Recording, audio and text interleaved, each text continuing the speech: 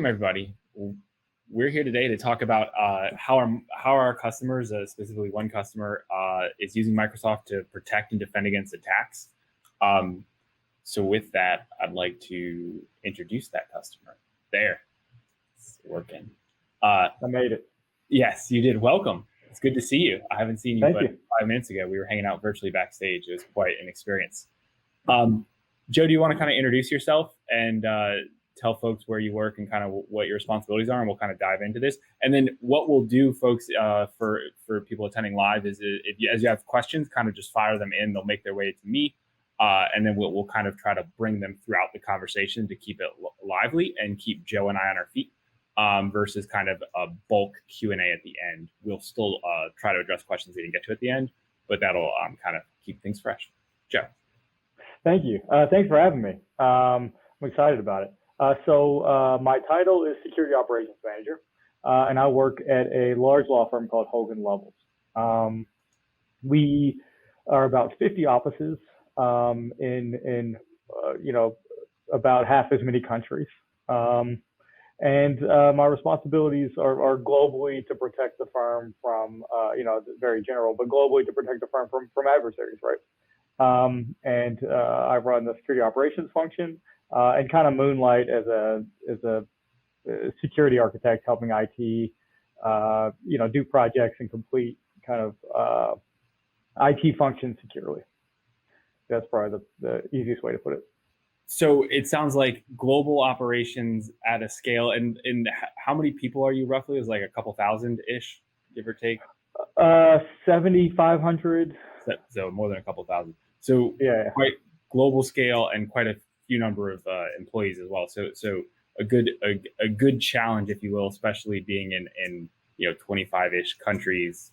It's around the clock for you as well, I imagine. Yeah, it's a fun challenge for sure. Yeah, depending on the day and when you get called and what time of day it is, I bet. With that scale and size, because I think that there are a lot of folks who are listening who are like, oh, I can't relate to that size. And then some folks are like, that's cute. Have you tried 100 countries or what? Yeah. Can you talk a little bit first just about some of the general challenges you have as a security team at that scale? And then we'll kind of use that to draft into a more focused conversation on technologies and obviously the Microsoft ecosystem. Yeah, absolutely. So the scale itself, I came from a company of about 450,000 employees. Security operations there as well. So I've seen both ends of it, right? And they each have their unique challenges. Some of the things that kind of align there are that each office almost kind of operates as its own company, right? In the legal sector, we don't make a lot of choices about the technology we use. We have some choice here and there, but in general, our clients dictate things like messaging platforms, like how we communicate with our clients, how we store their data. A lot of that decision is made on the client side, and that's made on a per matter basis. And so that adds some complexity to our IT environment. What that means for us in security is that we need to keep things as simple as possible. We don't need to add on to that complexity and make things harder on ourselves. We need to look for opportunities to simplify, and really it's the only way we operate. Because we only have, there's 4 people, including myself, in security operations for the firm, and we have 16 or 17 in information security. So it's a small team with a kind of, I don't know if it's a particularly unique problem set, but there's some interesting nuance to it. No, it's a small team for the scale it seems like guys are operating with.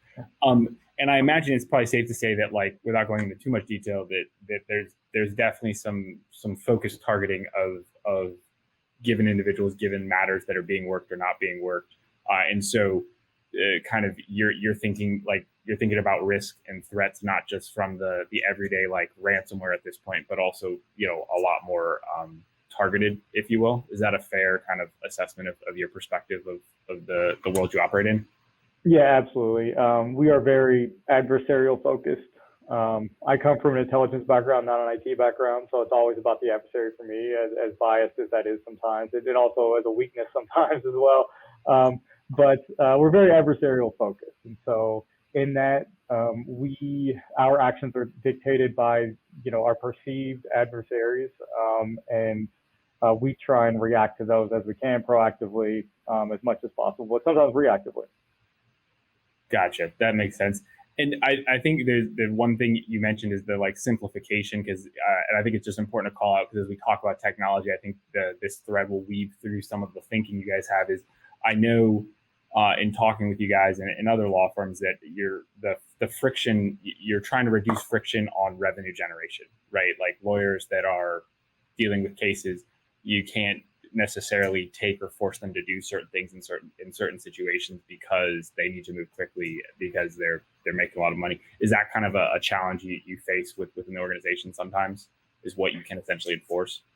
It is, yeah. What we've tried to really position ourselves to do, and we'll probably get into this as we talk about the cloud, because that's our best opportunity for it. But we try and be the road pavers, not necessarily the security stops on the road, right? Is we want to give IT and the firm paths to securely operate in the way that they want to operate, right? And so we need to, be ahead of them a little bit and try and anticipate, where the firm is going, and provide as such. Gotcha. Okay.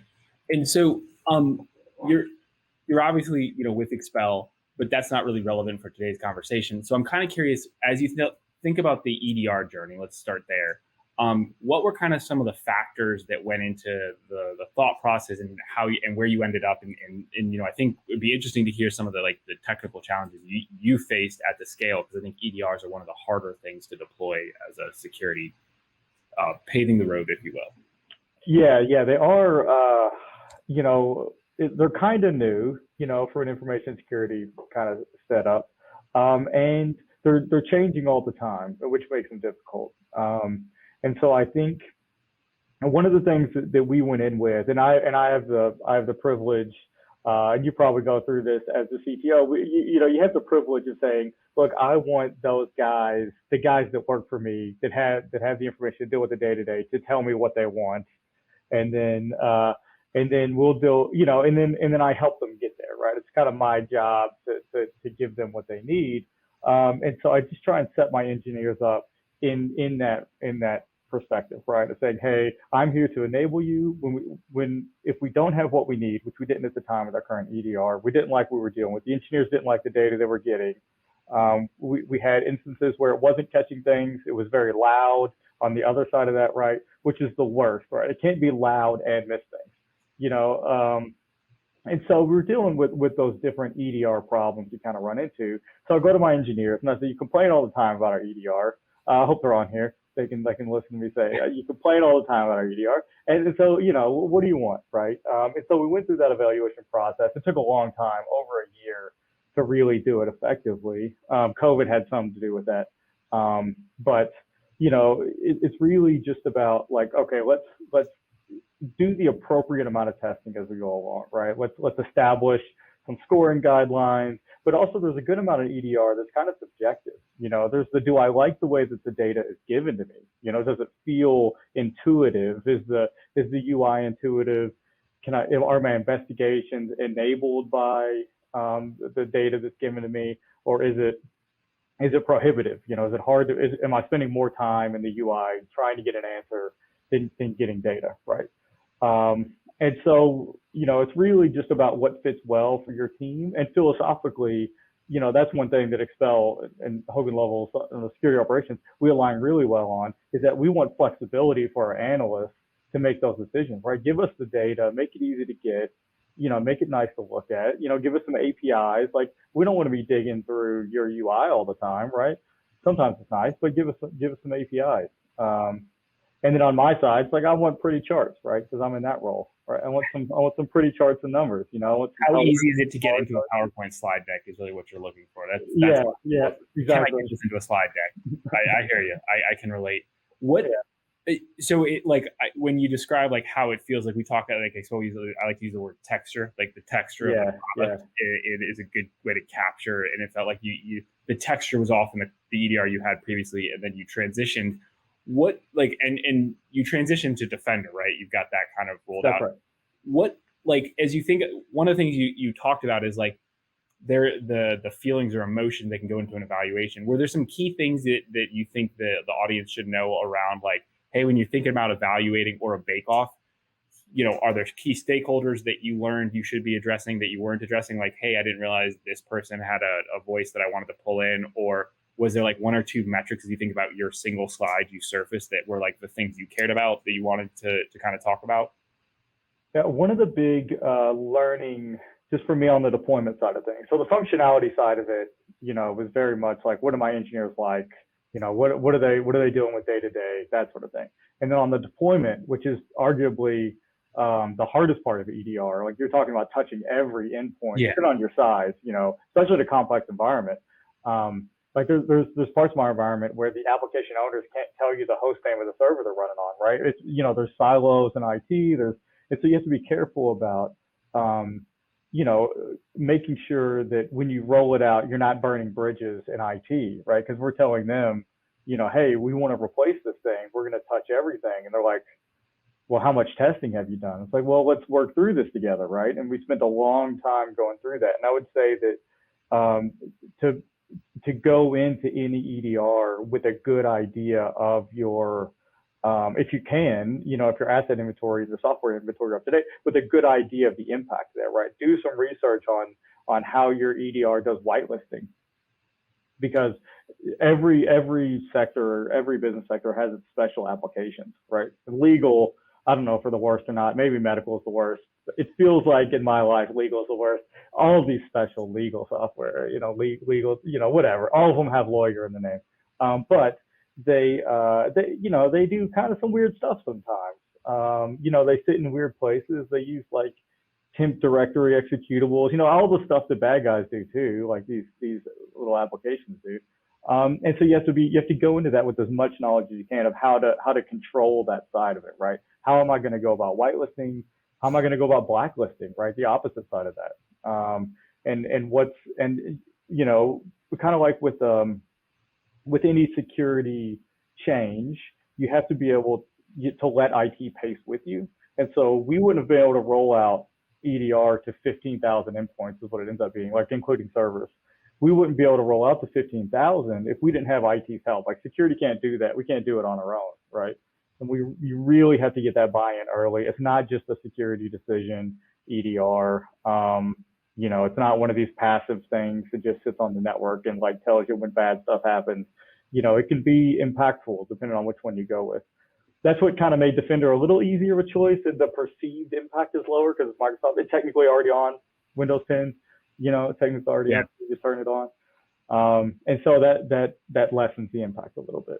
It's interesting. It sounds like one of the key evaluation pieces for you was knowing how easy and accessible the security controls were. Not like how does my MITRE detection map look like, but like whitelisting, blacklisting, exclusions, things like that. There's terminology, knowing how easy that was because you have experience with all these things that can go wrong in your environment and leveraging kind of that past history in the evaluation. Then also, I think the key thing there is like you have to be enabled as much as enabled a business. And so making sure that like IT was comfortable with deployment, and that could have also helped with the decision, like you alluded to, in kind of going with Defender.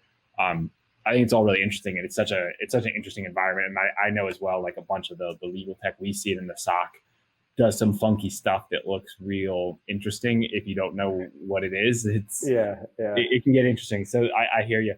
What were there any other like conversations that you had about EDR choices that kind of led you further one way or maybe gave you pause, or was it kind of like what you outlined was kind of the nuts and bolts of what you guys were thinking? Well, Expel was a big part of it. I mean, to me, I know we're not here necessarily to talk about you guys, but, as an extension of our team, the Expel SOC is a huge part of our decisions when it comes to security infrastructure. I mean, you guys are part of the team. And so, one of the biggest pieces is does Expel trust the EDR? Like, we weren't going to go with one. We had one where even if our EDR said it was a critical, the SOC was like, it's probably a medium because of how loud it was, right? When we talk about Defender, if Defender says it's critical, it's critical. If you guys trust it just innately, you trust the category that Microsoft gives it, which lends me confidence that when something happens and it can reach a certain threshold, that you all will look at it, within that appropriate amount of time. Yeah, and I know we have we don't have a single favorite child, and Yeah. a number of EDRs, but I know from working with the technology stack and specifically the KQL and kind of like the API and flexibility and some of the investigative questions that they automatically ask, there's just a lot of really cool stuff they've built in there that's pretty neat and makes that texture for our analysts. They actually sometimes want to use the console, right? They want to pivot and gather more, or they make it makes it really easy to bring that along. So it definitely, like, we definitely think pretty highly of it as well. I wanted to just remind folks they can ask questions as we're going. I'm going to transition us to kind of broaden the scope of the Microsoft conversation here.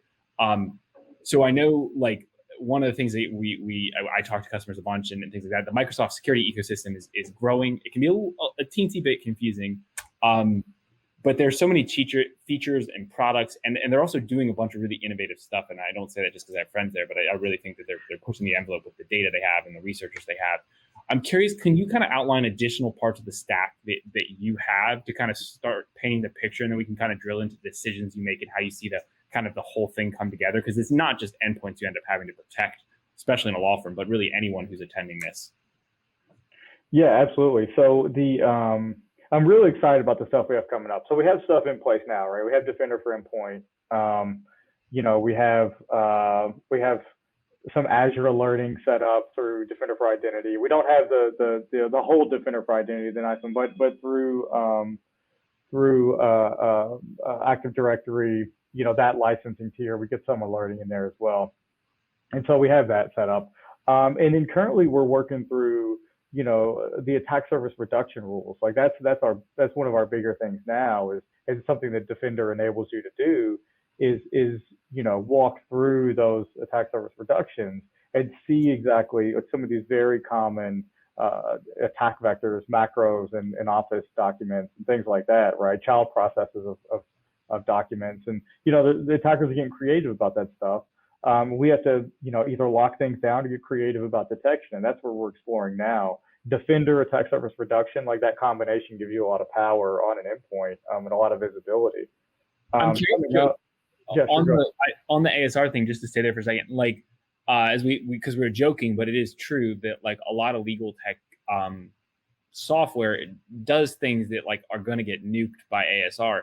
Like, what's that testing process look like for you guys? Especially because like I think about like you getting called by a lawyer, and that doesn't sound like a fun conversation, and I worry about conversations for Joe. So like, what kind of like processing controls are you thinking about when you think about testing some of this stuff? I mean, they give you a lot of power to audit, right? That's what we lean on, and that's what we did first. Like, let's push everything out in audit, and Defender through KQL, we're able to hit those logs and see exactly how much we're getting week to week, right? We're actually able to, like, with the KQL, we can go through, we can audit, we can create that whitelist in the KQL and start getting to an acceptable amount of heartache for the firm and for us. As far as like, well, and we this is another important part to have IT in. So we bring in our application support team and we say, look, there's this random application that's going to be getting blocked. Do you want to support it? And if you'll say you'll support it, then we'll put it on a whitelist. If you're not going to support it, it's going to be blocked, right? And you're going to have to supply functionality to this lawyer partner, whatever, to replace it, right? And so there's ongoing conversations all the time. It's a moving target, but really Microsoft empowers you to do that stuff through the auditing, through most of them. Most of them have audit, some of them don't. But most of them have audit. And so you can put those in audit mode and see exactly what you're doing before you do it. And you can create custom rules even around audit. Like if you're not ready to block, if you don't think you'll ever be ready to block, just, work with your SOC and say, look, it might be a little loud, but let's work on this over time. Let's get some alerting in place because it's something we're worried about. You touch on legal tech, the Excel, the Office, processes, child processes, that one in particular, see all the time, and we're having a real hard time whitelisting it. So we're going to have to get creative with our KQL, and really get some alerting in place. And then I don't think blocking is possible at the moment. So we're going to concentrate on what we can do. That makes sense. One of the things we talk about internally and sometimes externally is like sometimes there are alerts that you just consider are load inducing, but they're worth the investment of the load until either you can tune it down or you just keep going with it. I know, I saw like we talk about Azure, we'll talk about it, but like any kind of app installed in Azure that has certain consents, we're just going to look at it. It's a good use of time. We talk about that as well, but like you can also think about it as like a good use of time. And I think like when you think about your risk profile and targeting like child processes off of Office processes, good use of time. Like we want to tune it down, but like good use of time. So that makes sense. Yeah, and we're excited about the use of Sentinel coming up as well. We're working on that rollout and the ability for the UEBA to help us out on some of that louder alerting, right? Theoretically, I'm going to preface that the UEBA should help us, kind of bubble up the alerts that are more important. We should be able to give it a bunch of loud stuff, and the fancy machines and AI on the background should magically create good alerts, right? That's what UEBA does. And so we're looking forward to trying that out and seeing if that provides some opportunity there. So it sounds like the Defender and then the ASR capability with Defender, you've got some UEBA features or capabilities from the Office ecosystem. Are there other components within the ecosystem that you're either excited about or are leveraging currently that are kind of worth calling out as we journey into kind of the next phase of the conversation? Yeah, well, I think Defender for Identity is the next one I'm really excited about. We're really pushing that one. We want to get that in and get it pushed across just because of the amount of findings that we're seeing that we perceive it would have addressed. That Microsoft, of course, is going to tell us it's going to address. But we also have some confidence from my team that's done the research that says yes, if we had Defender for Identity, we could have caught this Kerber roasting. And the SOC over there, Expel, is very familiar with our Kerber roasting efforts because we go from sending them 1,000 alerts a day to like one, as we mess with those alerting functionalities. But Defender for Identity has a lot of power there, right? Or we talk about, odd sign-ins. And as we move toward the cloud, we have to concentrate on certain aspects of security, right? Identity is a big one. The endpoints, you kind of have to pick your battles a little bit. Another one that we're really excited about is Intune. Which isn't maybe there's people out there saying, well, that's not a security tool. We're talking about Intune. But it's an IT configuration tool. It's an endpoint management tool. And if you enable IT to use that correctly, it empowers you in Defender, in your ASR configurations to make sure that you're doing things correctly and not having as much benefit to the, and least amount of detriment to the firm as possible as you roll out these security controls. Gotcha. The Intune is a first class enablement mechanism to get you. Yeah. Let me help you help me type conversation with IT. I think, and so it makes sense that you would be excited about that because there's more things you could roll out outside of the Microsoft ecosystem or within it as you think about these things. Is there any one of these that was like there was a learning curve that kind of you think back and you're like, hey, if I knew this then I would have been 10 times faster or I would have saved a bunch of heartache? Is there anything that comes to mind when you think about that? I think Intune's probably the big one. That one, as we get closer to rolling it out, is like, we should have been working on this, whenever it came out. Because Intune's a tricky one. I think the biggest learning there is the change in functionality and organization, the organizational impact on most firms or companies are going to be, whereas at most places they have a mobile device team and they have a desktop team or laptop team. Intune, it's the same thing.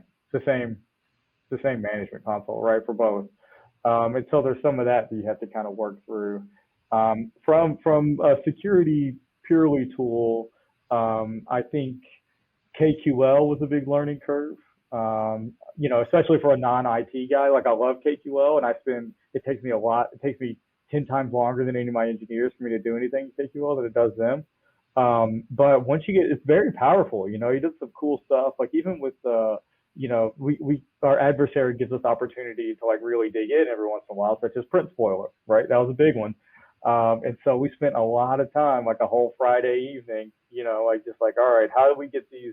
How do we get this alerting right? Like digging through the blog post, finding the KQL, adjusting it for our environment, right? Figuring out all those things is really, I think it's fun. Most people may not think that's fun on a Friday night, but I had a great time learning a lot about KQL. And it's one of those that like, Microsoft enables you to do all this stuff. You really have to dig into the docs, and you have to get really into those Microsoft docs. So you're going to spend a lot of days in those Microsoft docs, but they're very good. And they enable you probably better than anybody else to learn this stuff by yourself. I think you answered the question, but I'll ask it anyways. Like, if you could shout out a single resource that moved the needle on like speeding up you getting done with your Friday night, is it just the Microsoft Docs, or was there Microsoft Docs video from a friend of ours or something that it was Microsoft Docs? It's Microsoft Docs. The community too. I think that was one of the things with Defender that helped us choose it. The community is really good. I mean, the docs are fantastic. The community is really good. It's really well supported.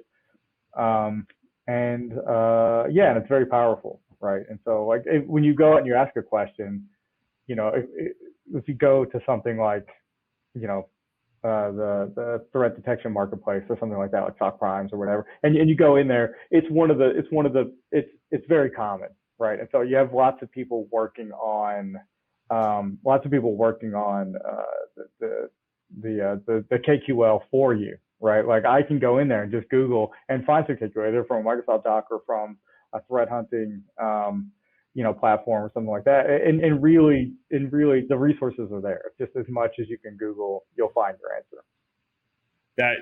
That's always nice when you can kind of Google your way to success. It's the load. I mean, if you ask anybody that's like a reverse engineer, like malware reverse engineer, you spend most of your day in Microsoft Docs anyway, just looking up what little operations do, you know, like, oh, this DLL called this random, you know, library. What does that thing do? And you spend, 4 hours in Microsoft Docs. So, you know, you might as well, security community, just get comfortable in Microsoft Docs. Like just figure the website out. I remember the MSDN CD days, so we won't go there. But yes,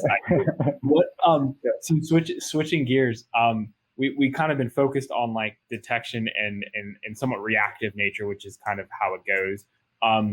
But I'm curious, like, can you talk about how you're using Defender for like what would be considered more proactive activities, like looking for things you don't know about, that proverbial like how do you know what you don't know, which is an annoying question in and of itself. But like, yeah, how do you know what you don't know, Joe? Well, so we, being adversarial focused, we let them lead us a little bit, right? And we have strong relationships with threat intel vendors, and we say, hey, look, this is what we're interested in. Which adversaries do we need to track? And we kind of do the work to make sure that we're keeping up to date on their TTPs. You know, we use MITRE ATT&CK a lot, like most people these days. So we use MITRE ATT&CK a lot to talk about the TTPs and to track them, and to run our threat hunting for the most part, right? That's where most of our threat hunting comes from. And so that doesn't always lend itself to Defender, but most of the time it does. So, and a lot of it's up to your environment and how far down this kind of statistical analysis you need to go with your threat hunting using Microsoft. I mean, we do a lot of going into Defender, pulling a big data set, and then messing with it somewhere else, right? In Excel or whatever. We're looking forward to being able to do that in Sentinel. We don't have that ability right now, or a log analytics workspace, or however you're going to build a Power BI, however you're able to look at it, do that. But what we do is we do a lot of kind of scoping exercises, right? So with our threat hunting, we'll say, look, we'll consider a weird, a process at startup, right? Let's just look at startup process. We'll talk about that one in particular. We'll say, okay, if there's a process that runs at startup on less than 10 systems, that one's interesting, right? And so we're able to run that just in KQL, or to write that KQL and say, look, show me all the places, take a list of all startup items for the past 30 days, which ones exist the least amount of time. And that's kind of looking at the that one end of the bell curve of saying, hey, what's, that long tail analysis, statistical talk, that long tail analysis of the startup items. And it's not a not particularly novel approach to threat hunting or anything like that, but it is very powerful using KQL. Yeah, that's pretty cool. The KQL and the power of it's awesome, and kind of, I think your approach to trying to be more proactive and working with vendors and operationalizing the data they're giving you, not just thinking cool thoughts about Intel, which I think sometimes people get wrapped up in, but basically trying to run with it. I think that's really interesting. What are kind of the ways that you found the like you how have you kind of gotten economies of scale out of the having the whole Microsoft ecosystem together, where like you can take some of that intel and distribute it out, not just to EDRs but to other places? Like, what's that look like for you guys? Yeah, well, you are a big part of that in phishing and or alerting and that side of things. But one of the best sources of internal, you have different sources of intelligence taking that route, right? You have your internal and you have your external. Internal is way more valuable because it's stuff that you've seen, right? It's actionable. It's hit your users in some cases, and so we have our phishing analysis process where if a user says, hey, this email's suspicious, it gets analyzed. We pull those ILCs in the event that email is determined to be malicious or even scammy, or however you want to put it. And we use right now Python. It's not very pretty to distribute those across our environment. So if it's a hash or where it's appropriate, right? So a lot of hashes go into Defender ATP if it was an attachment or whatnot. A lot of emails, IP addresses, domains go into firewalls. Email blocking goes into our email gateways, and so we do that automatically. With Microsoft, we're looking at two possible ways to do that without using Python coming up. One is Microsoft Flow. They changed the name, but if you Google or Bing, if you Bing Microsoft Flow. try to stay on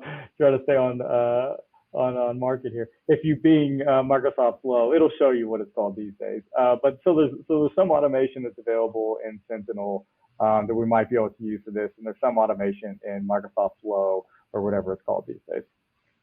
Yeah, and so it sounds like you binging and then finding the name for Microsoft Flow, key part of the conversation we're having. But then basically you're getting some of the economies of like having a SEG or a secure gateway that you can push block policies to.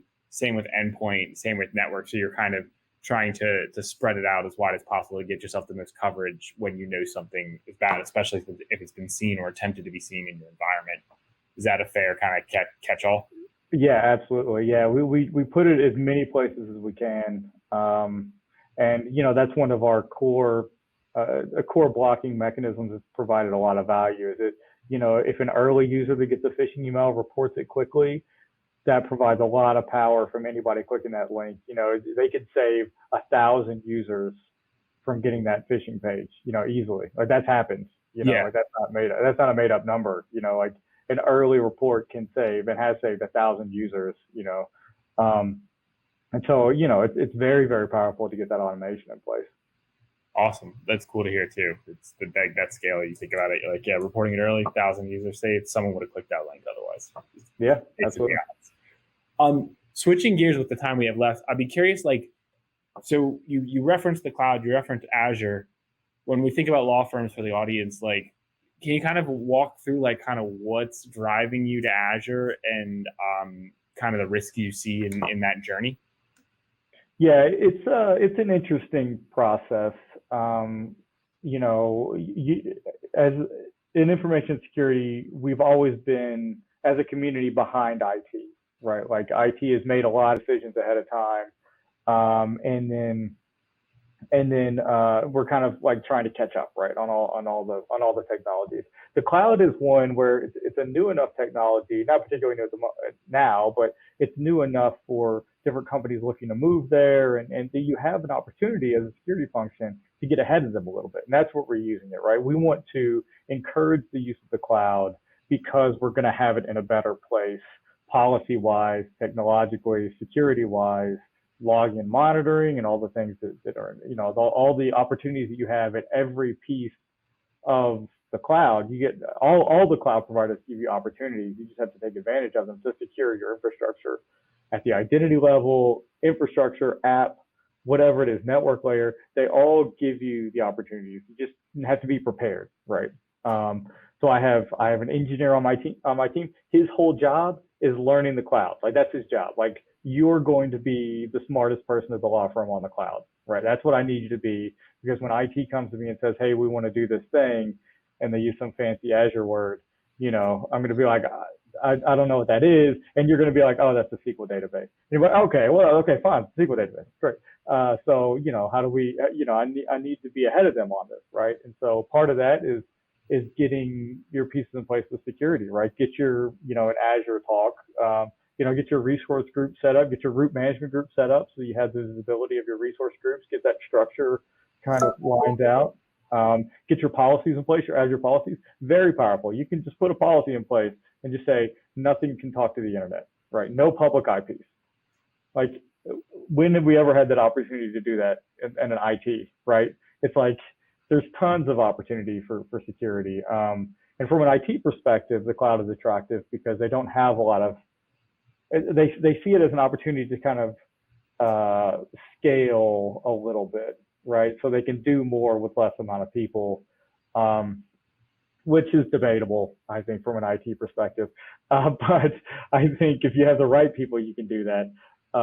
But in general, I think it's just an attractive place to be. And as the IT world kind of changes, there's not a lot of choice. You're going to be in the cloud, across the board. You might as well just settle in, get some expertise. Are you looking at, so I know we kind of talked about like the niceties of policies and being able to apply them at the subscription level, the tenant, you can kind of enforce it across the board or get really surgical. Are you also looking at like, are you thinking about unifying the tech stack from what you have on the enterprise to Azure with like an EDR, or are you less concerned about that because of some of the proactive controls and the way you're using the cloud? It might not lend itself to an EDR or something like that. Is that kind of something you're thinking about? What's kind of your thought process there? Yeah, it is. I mean, it's about what you're using there. So in some cases, you don't have the EDR opportunities, right? If you're just doing pure SaaS, maybe you can't install EDR on that in particular, but you can put other things in place, right? And so it's really just about taking advantage of the opportunities, Sometimes you won't have EDR opportunities, and sometimes you will. And you can do that via policy, right? That's the power of the Azure policy, right? I keep saying that word. But that's really what it comes down to, is saying things like, if you run this type of service, it has to have Defender for Azure on it. Or if you run a SQL database, a SQL service, which may not be able to have Azure for Defender for Azure on it, you put guardrails in place and you say, look, it can't be public. Put that particular, there is a Defender for databases, and so you can put that on the front end too and say, look, if somebody does select star from star, maybe make some noise, And so, it's once again, it's just all about your opportunities. And the cloud is a great opportunity for us to be ahead of IT, which is where we want to be. And it's our only opportunity to get ahead. Like, what's the next technology that's going to come down, right? It's going to be like some kind of moon technology, right? That's the next layer up from the ground. It's going to be like their on-prem, cloud, and then moon. And then you're waiting on the moon, right? And we don't want to be that in information security.